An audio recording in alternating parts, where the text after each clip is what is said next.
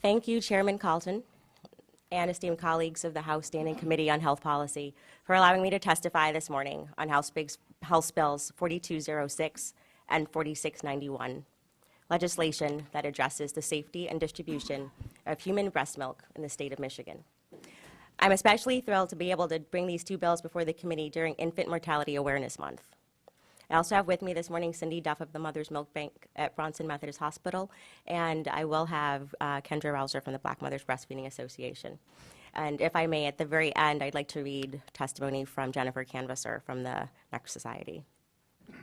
First, House Bill 4206 is a bill that would establish Michigan standards for collecting, preparing, storing, and providing human breast milk for infant consumption by both nonprofit human milk banks and for-profit human milk banking companies. And I'm sure many may be wondering why this issue is important enough to merit legislation. And it's critical for four key reasons. Reason one, it directly addresses the significantly high infant mortality rate in Michigan. Roughly 7 infants die per 1,000 live births in our state, compared to about 6 per 1,000 nationally. In urban centers, the rate is much worse. Cities such as Battle Creek, Dearborn, Detroit, Flint, Grand Rapids, Lansing, Pontiac, Muskegon, and Saginaw have infant mortality rates significantly higher than Michigan's. This issue, however, is not limited to urban areas and affects our entire state, urban, suburban, and rural areas. Consider, if you will, the counties of Genesee, Kalamazoo, Kalkaska, Muskegon, Otsego, and Wayne have infant mortality rates of 10 per 1,000 live births or higher, which is higher than Michigan's, and the counties of Aranac and Presque Isle are at 15 per 1,000 live births, more than double Michigan's infant mortality rate. And I have those data sets that I provided for you and the documents that you have. Significantly, the figures for some of Michigan's cities and counties are also more than double the U.S. infant mortality rate of 6.1 per 1,000 live births. And according to 2014 data from the U.S. Centers for Disease Control and the Central Intelligence Agency, 3 times the rate of the UK, Germany, and Spain, more than 4 times the infant mortality rate of the Netherlands, and 7 times that of Japan. And the infant mortality rates for these regions of Michigan are also higher than a significant number of non-industrialized and newly industrialized nations: Armenia, Colombia, Libya, Malaysia, Peru, and Uruguay, to name a few.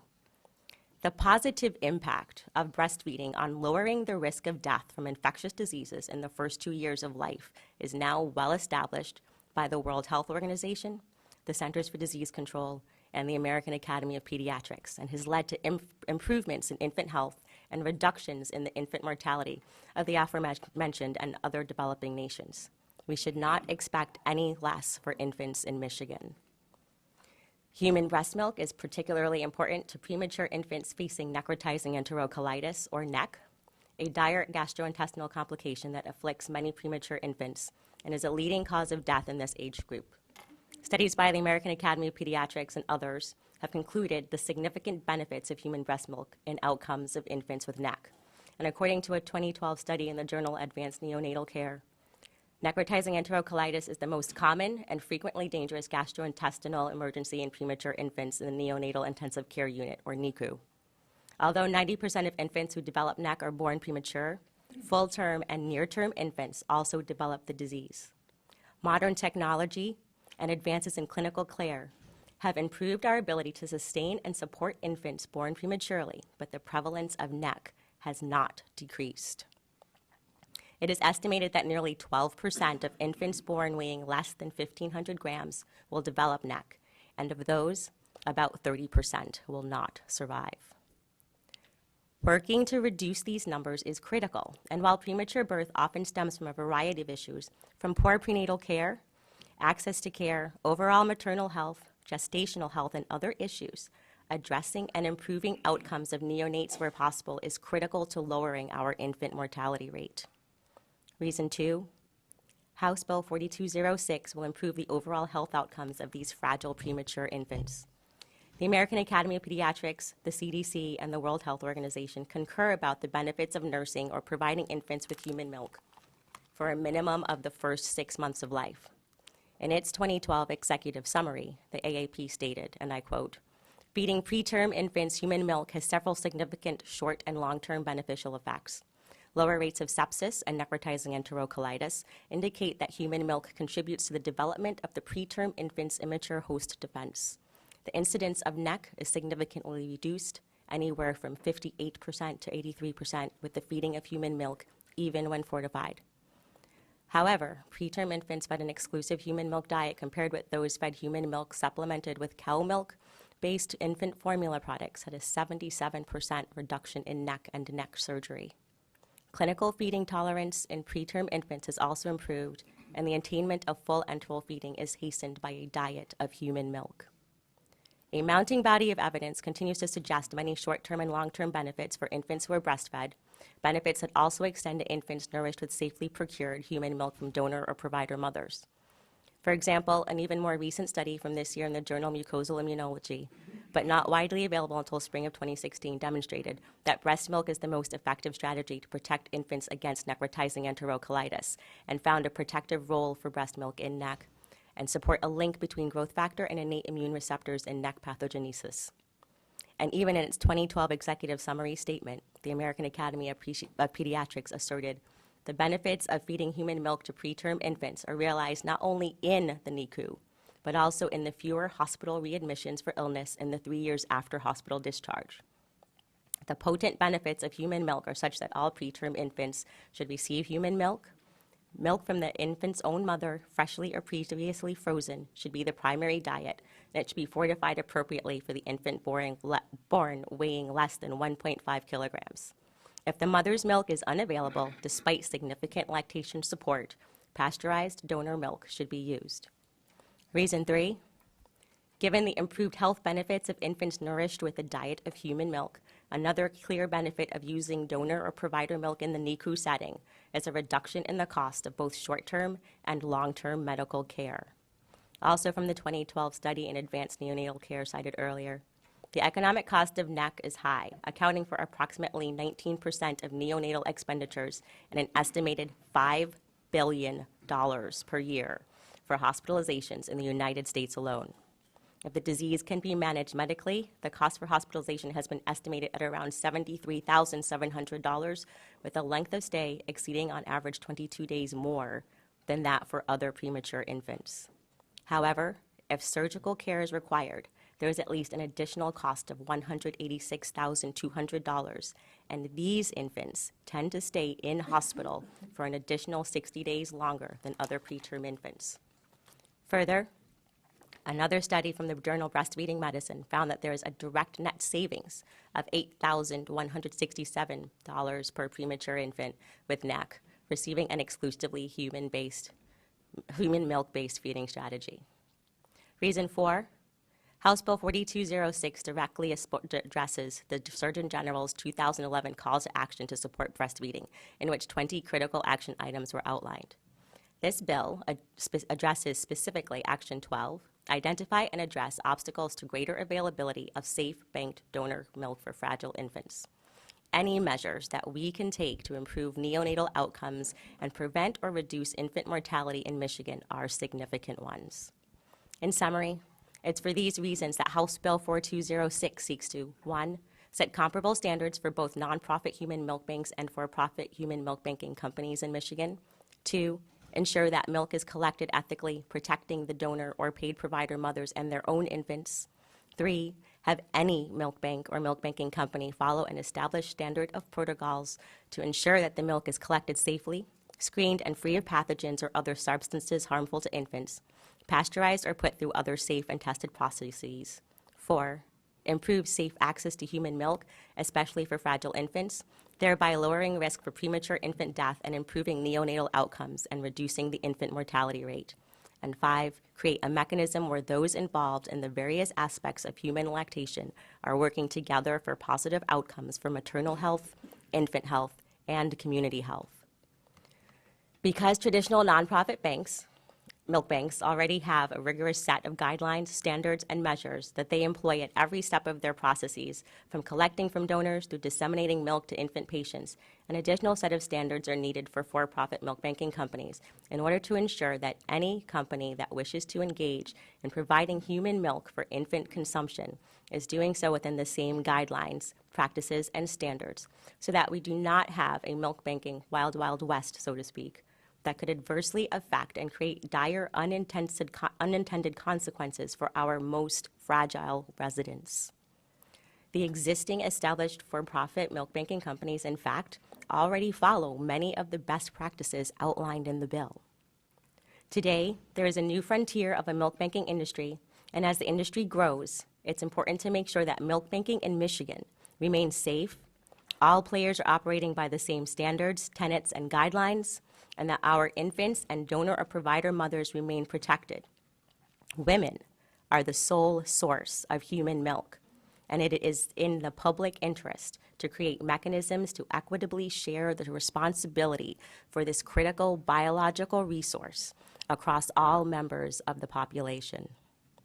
Women need information to make well-informed choices that reflect their goals, their values, when they consider donating or selling their milk, and can work with hospital-based and community-based lactation consultants, their own physicians, and their children's pediatricians to make sound decisions that are best for their circumstances.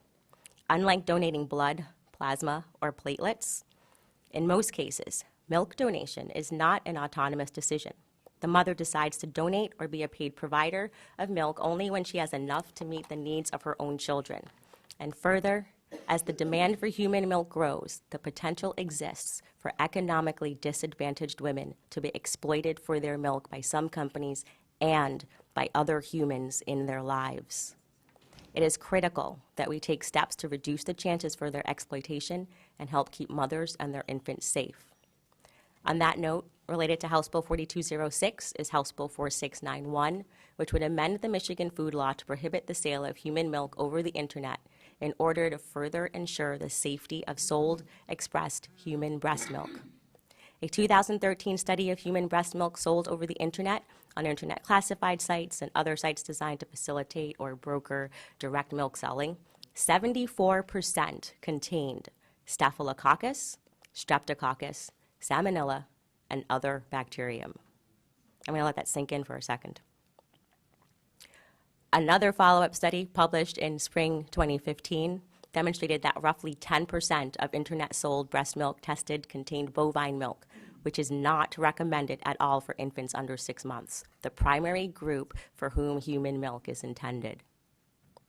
By prohibiting the direct sale of human milk over the internet, those who wish to provide, that is, sell, their extra milk or donate their milk can go through established evidence-based channels that test for the safety of the milk and ensure that human milk gets to human infants. Support for a strong milk banking system will ultimately promote and protect breastfeeding and allow us to achieve equitable access to human milk as a right afforded to everyone, as well as insurance towards successful breast milk feeding for every mother and baby and vice versa. Further, just 4 years ago, in an article in Public Health Report, David Stephanie Dawson, JD MPH, wrote, "As the informal sale of human milk continues to grow, lawmakers should consider adopting specific regulations governing the sale, processing, and shipment of human milk, particularly with regard to impersonal and informal internet sales to better ensure the health and safety of children in these potentially dangerous transactions. The need is here, and the time is now." Combined, House Bill 4206 and House Bill 4691 have the potential to place Michigan at the forefront of an emergent area of public health policy that is essential to the health and well-being of infants and mothers, as well as overall community health in the state of Michigan. I hope to have your support on these bills, and I welcome any questions that the committee may have. Thank you. I would like to have your other speakers speak, and then we'll address all questions at that point in time.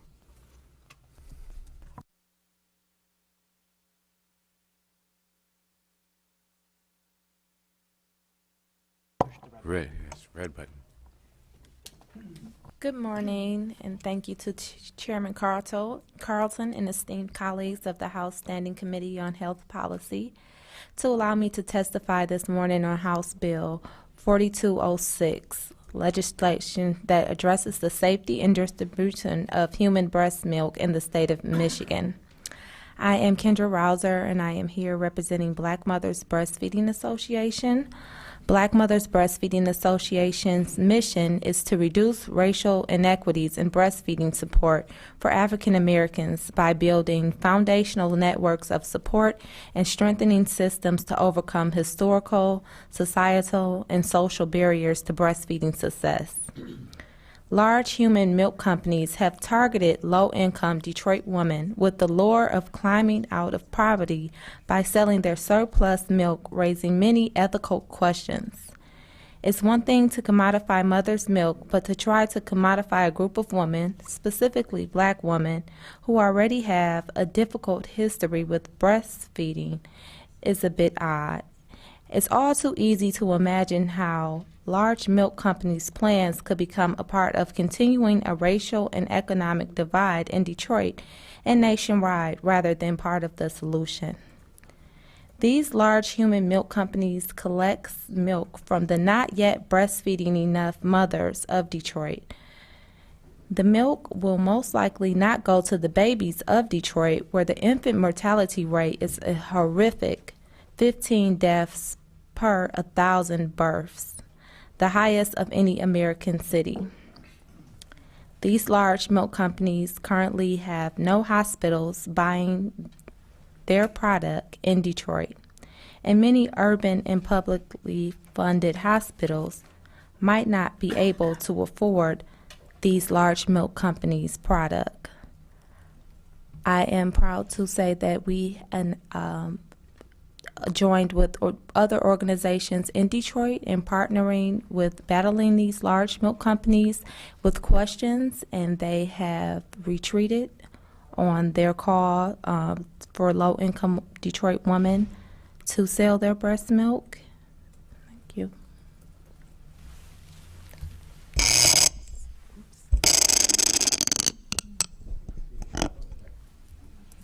Good morning, Chairman Carlton and esteemed colleagues of the House Standing Committee on Health Policy. Thank you, Representative Geiss, for the opportunity to speak in front of this committee today in support of House Bill 4206 and House Bill 4691. I'm also grateful to my colleague Kendra Rouser from the Black Mothers Breastfeeding Association for all the work she and her organization do to support breastfeeding in Michigan and beyond. My name is Cindy Duff. I'm a registered nurse and an international board-certified lactation consultant, and I'm the supervisor of Bronson Mother's Milk Bank and our breastfeeding center in Kalamazoo, Michigan. I'm honored to testify on behalf of the Bronson Mother's Milk Bank as a member in good standing with the Human Milk Banking Association of North America. In my remarks, I seek to provide a high-level overview of some of the compelling reasons why we believe these bills are an important part of legislation to protect safe, ethical, and equitable human milk banking in our state. A strong milk bank is protective of breastfeeding, and strong breastfeeding rates ensure there is an abundant source of milk to potentially address the needs of those babies that need it when their own mothers can't provide it. There is no doubt pasteurized donor human milk is critical to making sure babies born too soon or with critical medical needs have the best chances for survival. Advancing public policy that is supportive of the Human Milk Banking Association of North America nonprofit, community-based milk bank is important to make sure there is enough human milk for those babies who need it here in Michigan. As touched upon in prior testimony, according to the CDC and the Michigan WIC program, Michigan breastfeeding initiation rate is 76%. Only 16 states have lower breastfeeding initiation rates than Michigan. 54% of the babies born in Michigan are enrolled in WIC. In Michigan, 80.6% of WIC families live below 150% of poverty.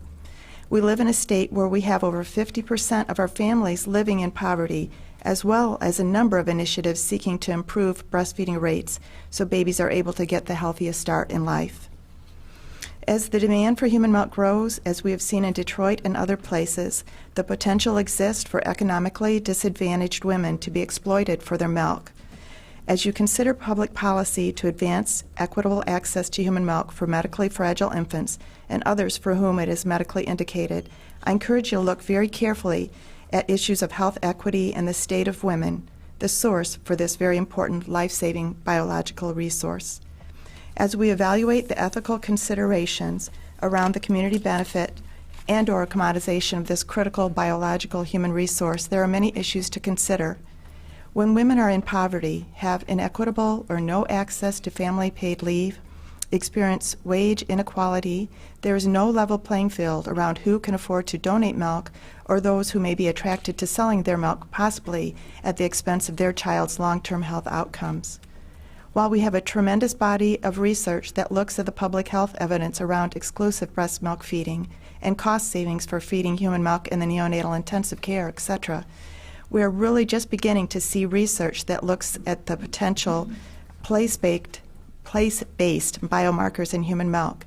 Questions like, is human milk place-based? Do women live in close proximity within a region create protective factors that can be helpful to the immunological development of babies living there? And what are the implications for processing human milk on the efficacy of these bioactive protective factors? What does this mean for how we advance human milk banking in general, not to mention the impact on our carbon footprint? Before we can fully understand the power of keeping milk local, we are seeing commercial efforts seeking to pay women cash to harvest our region's assets for use in synthesized human milk products, products which have not been widely studied for the impact on infants and meant for distribution largely outside our region. House Bill 4206 and House Bill 4691 are a good start at making sure Michigan is a place where babies' nutritional needs come first. And these bills are critical to making sure that babies in Michigan have a thriving community benefit milk bank that can meet the need for safe, evidence-based pasteurized donor human milk. In summary, we have work to do to increase breastfeeding initiation and duration in Michigan, coupled with high economic need.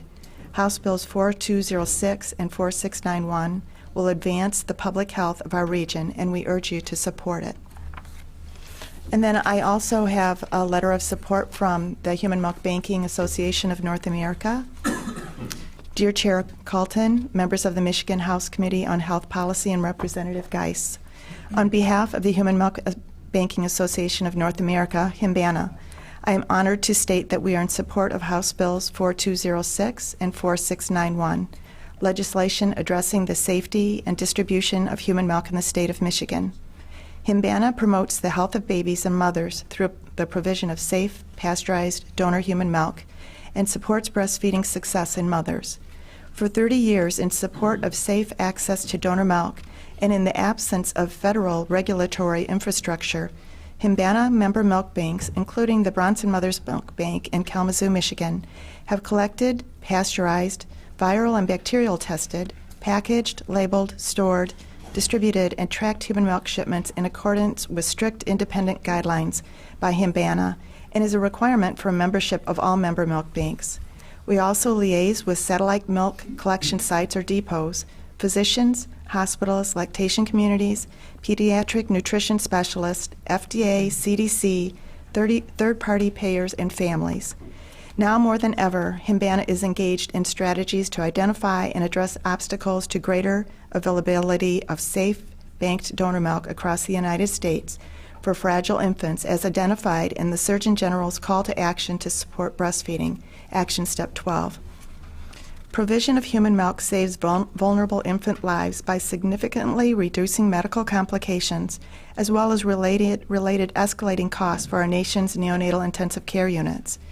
Although the total number of milk banks increased by only 25% since 2005, the total volume of milk dispensed nearly doubled to 3.7 million annual ounces, thanks to optimized efficiency, increased donor recruitment, and stronger relationships with community-based associations across the country, such as the Black Mothers Breastfeeding Association, medical providers, and increased awareness of the importance of donor human milk among the general public.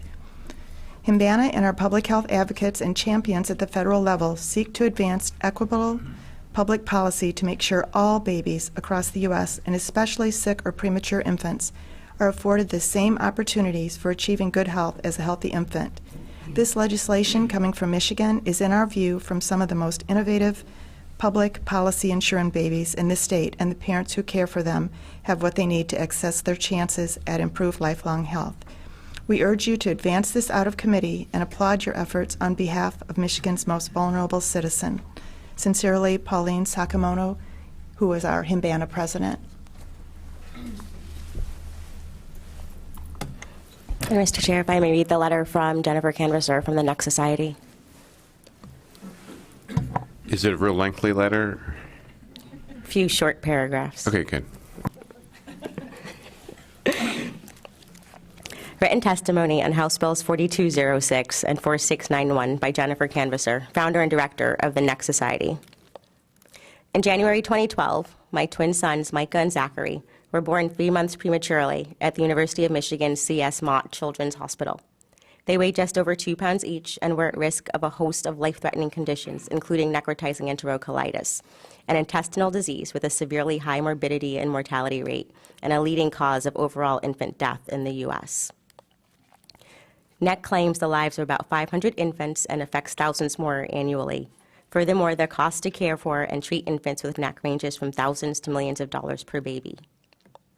Tragically, Micah developed NEC when he was 6 weeks old and died from complications related to the disease when he was 11 months old. And in honor of him, Jennifer founded the NEC Society, a nonprofit organization dedicated to reducing the incidence of NEC in fragile infants. One of the most effective ways to prevent NEC is through an exclusively human milk diet. Human breast milk can reduce the risks of NEC by nearly 80%, while bovine-based formula significantly increases the risk. Human milk is literally life-saving for fragile and premature infants. It is critical for all fragile infants to have access to human milk. And if the mother's own milk is unavailable, which it often is because these mothers have given birth so prematurely and are facing significant obstacles, fragile infants need access to donor milk.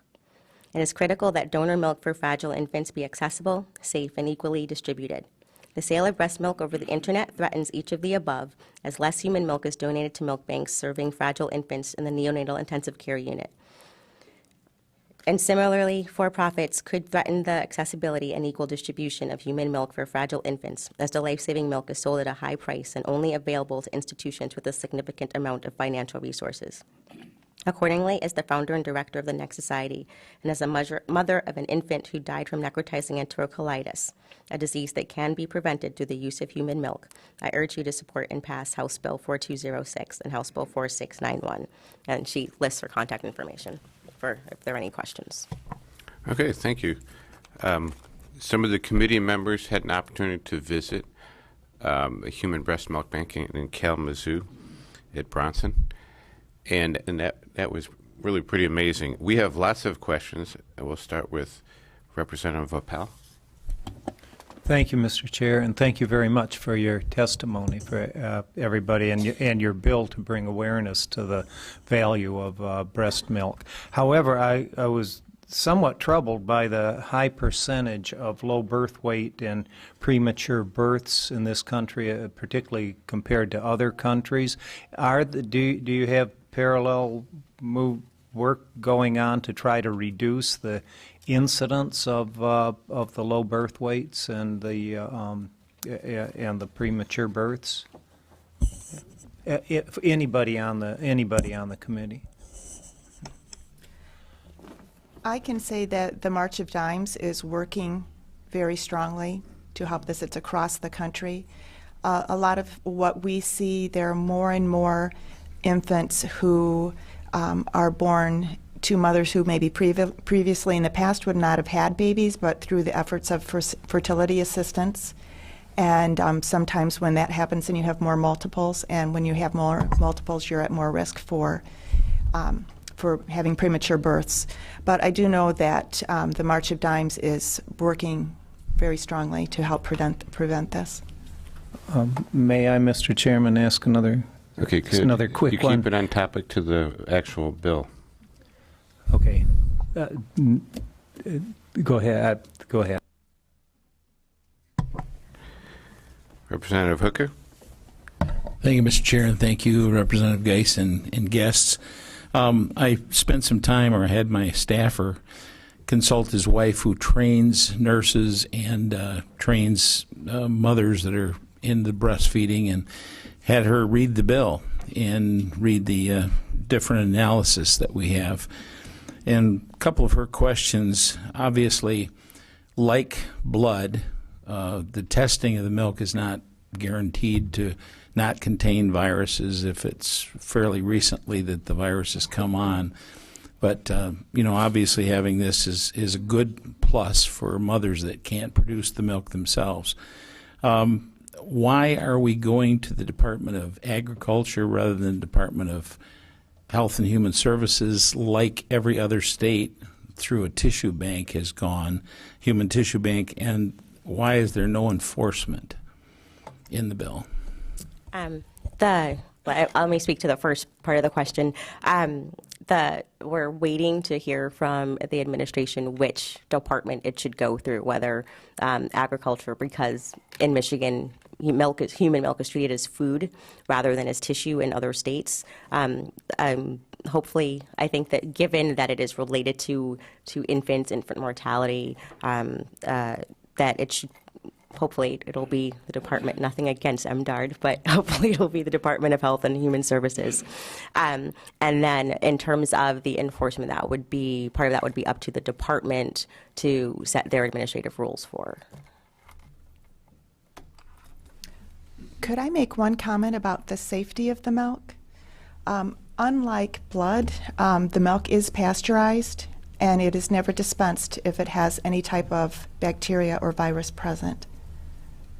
But some viruses are resistant to that, from what I've been able to understand. So We have never had an issue of a virus coming from the pasteurized donor milk in Himbana's history. Okay, good. Representative Kesto? Thank you. I just have a couple of questions with regard to the bill. One question to 4691, but first to 4206. I understand sections 1, 2, and 2 and 3, how you're having the nonprofits comply with the Human Milk Banking Association North America, and then in section 3, you're also having the for-profit comply. Can you explain why we don't have both the nonprofit and for-profit either comply? Why we have section 4, 5, 6, 7, 8, only for-profit? Why isn't it for both? Thank you. And that's a good question. The reason is that the nonprofit banks tend to already do many of the things that are outlined in the subsequent sections. So working with international board certified lactation consultants or peer counselors, and while some for-profits do, we want to make sure that that is all part of their model if they're going to be working with infants here in Michigan. The reason for some of those other statutes in here, so for example, in section 6, regarding how much milk that's collected here should stay here, it's because of our high infant mortality rate. The human milk banks that receive donor milk, and hopefully, Cindy, you can expound on this. It does come from more local sources, and it does, while it might get distributed to other places, it's the primary target is our hospitals, our NICU units, our most fragile babies here first. I understand that. It'd be my opinion that both nonprofit and for-profit have the same requirements. My other question is to 4691. What happens if, with the way technology is today, if you were if there was a web-based or ordering system by one of the nonprofits or one of these for-profits that comply, would someone still be able to go on the internet and order from those that have been approved by the department? Or does this exclude even those that are in compliance? This is 4691 is about the direct sale, so setting out a classified, kind of like one might do for a car. and trying to sell that directly to another person, as opposed to, yes, they're given technology, and we do a lot of things with on the internet.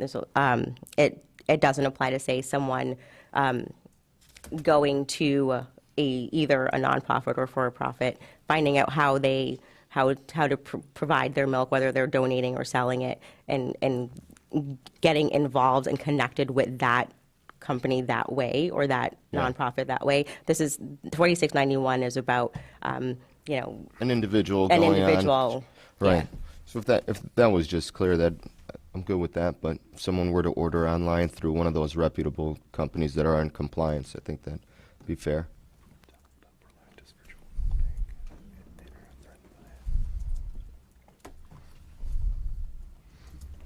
Okay, I want to move on.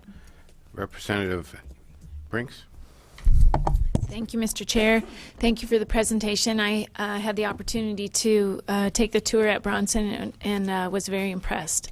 And it was really enlightening. You shared this in your testimony today, how valuable this is to some of our most vulnerable little tiny babies. So I'm thankful for the work that you're doing there at Bronson and the others there.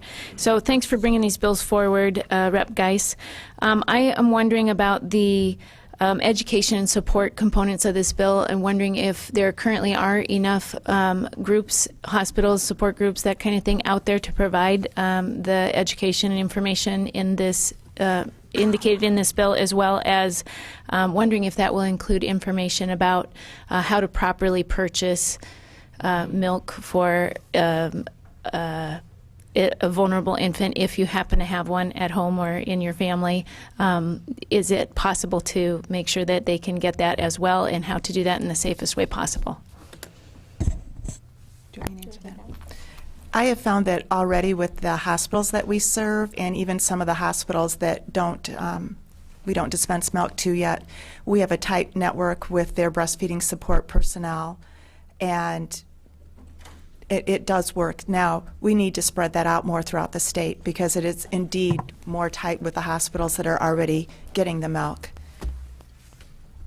So I think the people are there, but I think as more and more hospitals are able to get the milk, then it will be fine. It will be good. If I can just add really quickly, I know that there are groups such as La Leche League and Michigan Breastfeeding Network that do have information about, about donor milk, about what, in addition to their other breastfeeding support educational materials. Representative Chatfield. Thank you, Mr. Chair. Thank you, Representative. I can say this was probably the most detailed testimony I've ever seen before me, so that was very well done, and appreciate your efforts to protect life, especially the vulnerable members of our society. I have a couple questions, but I'll stick to one. On page 4 of your testimony, you have that the intent of this bill is to somewhat help economically disadvantaged women.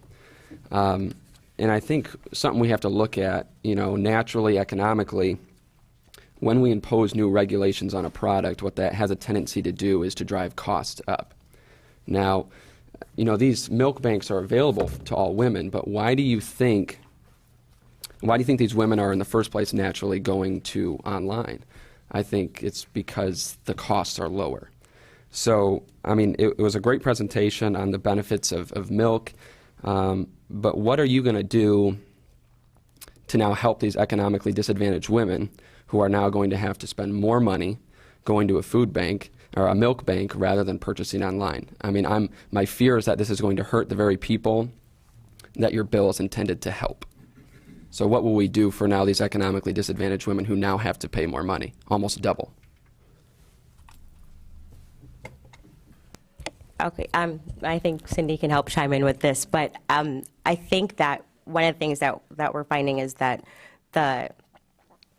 there's already, in terms of economically disadvantaged women, there's already a lower breastfeeding rate, and with that becomes the inability to have excess milk to even sell. So we're not seeing lower economically disadvantaged women so much in the same way as you're seeing women who are already abundant producers because they already are. We're seeing that the more abundant producers tend to be at a higher socioeconomic status. The concern that this bill addresses regarding the socioeconomics of the potential provider mothers is that they will, instead of nourishing their own child with their milk, which, the AAP, CDC, the World Health Organization, they've all indicated, pediatricians, that human milk is best for an infant over synthetic formula. It's also less expensive than synthetic formula. And so I think where the confusion might be in terms of the economics is making sure that these women are not exploited for their milk so that they aren't, so to speak, and pardon the expression, pumping for profit and denying their own children that very necessary and precious, life-giving resource that they have. In terms of the costs that are associated with getting donor milk, there really isn't right now a large mechanism for outpatient service, for outpatient access to human milk. And Cindy can add to that. I think I know what you're asking. What happens when a mom has an abundance of milk and she sells it online? The people that are purchasing that milk are people who, yes, their babies need the milk, but they're not the sick and premature babies. So the concern is that the mom who has an abundance of milk, she will sell that milk online to a mom who maybe could have done better with breastfeeding if she had had more support. And that mom is purchasing the milk because she can't get the milk from a milk bank because she doesn't meet the requirement. Because right now, the milk banks are trying to take care of all the sick and premature babies in the hospitals first. So we actually have like a priority list, and if every hospital that we have is ordering and we have some extra and another mom who doesn't have a child with a medical need wants to get the milk, she can get that from a milk bank. The other thing that the moms who are selling their milk, they may have extra, they may not. And so if they have extra and they can financially have a gain from that, they want to do that, of course. Does that make sense? It does. I guess bottom line, will this drive the cost up of what they purchased it at Absolutely online? not. No, absolutely not. No, the cost that we have for hospitals when we dispense milk to them, that's the cost of the screening, processing, and the storage and shipping of the milk. That's not gonna make any difference. If moms continue, if more and more moms continue to sell their milk and we don't have enough milk, then the cost isn't going to change. We just aren't going to have as much to dispense. Okay, thank you. And if I can add really quickly to that, both the nonprofit and the for-profit world, they would prefer to see that the milk is going through channels that are indeed safe and for the infant consumption. Anyone can go online and look, and you see ranges of people selling their milk per ounce, sometimes double and triple what the for-profits pay their donors, their providers. And the difference is that if it's coming from a for-profit, that it has gone through those screenings as well. They aren't going to want, for their bottom line, they're not going to want to end up inadvertently creating either doing a virtual milk bank or creating a product that is going to hurt patients. Okay, we'll take 3 more questions. We're going to finish this meeting up. Representative Verheulen. Thank you, Mr. Chairman. Thank you, Representative and witnesses. Representative Hooker asked my question with respect to Department of Ag, and for Carla in the back, it seems more logical to me that DHHS would be the appropriate department. But my question really is, there are other states that have adopted legislation. Have we seen a movement, a positive movement? Is there any data that would suggest that improves infant health and such? Only 3 other states have any sort of legislation regarding milk banks or milk banking. Texas, California, and New York. Maryland has a departmental statute, but not actual legislation. And I think that we're slightly different in the sense that we don't treat human milk as tissue. There are other hurdles with that. And I think that they have seen, California and Texas both have a very strong human milk bank network, and I think Cindy can probably speak to that, can add to that as well. Thank you. Right. I think that the legislation is only going to further improve how the babies do. I can tell you just from my hospital personally, before we started our milk bank in 2006, we had such a high percentage of babies who acquired necrotizing enterocolitis. We averaged 15 to 16 a year, and oftentimes it was devastating. You can have necrotizing enterocolitis where the baby is just maybe made MPO, not eating, with IVs for 2 weeks, or you can go clearly the other end where the infant expires. And since then, we have drastically reduced. We have maybe 2 to 4 babies a year that acquire NEC, and it's very, very rare that we ever have a surgery. Thank you.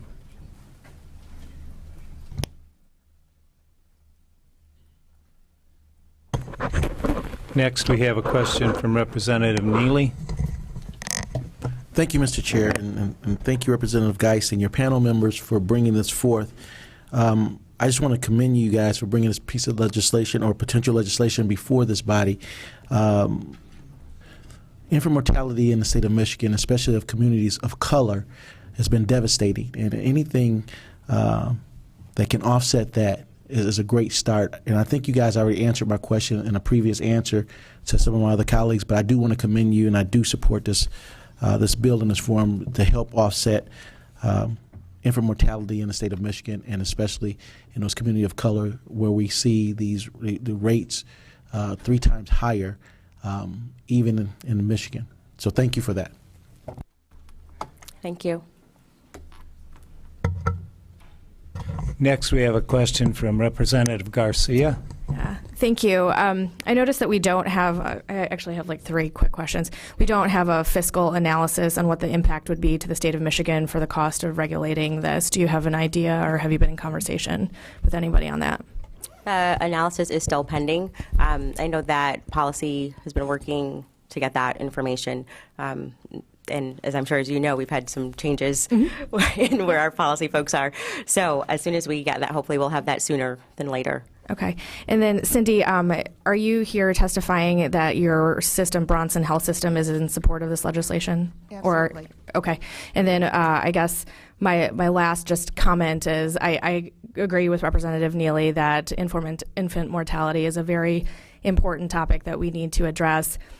I do want to point out that there are several factors in talking about infant mortality, so I don't want people to think and leave here thinking that this is the silver bullet, so to speak, for addressing infant mortality. I know I used to work for a hospital system that was connected with Stronger Beginnings in Grand Rapids to try to address the multiple factors dealing with that issue. Thank you for your comments, Rep. Garcia. If I can speak to what Rep. Garcia just said, absolutely. There are multiple factors, and I did say that in the testimony, that can relate to infant mortality as well as premature birth. And I think we need to be looking at the issue holistically. But anything that we can do at any stage, I think, is beneficial to our society. Not just in our urban areas, but we see many parallels in our very rural areas where access can be limited. So thanks.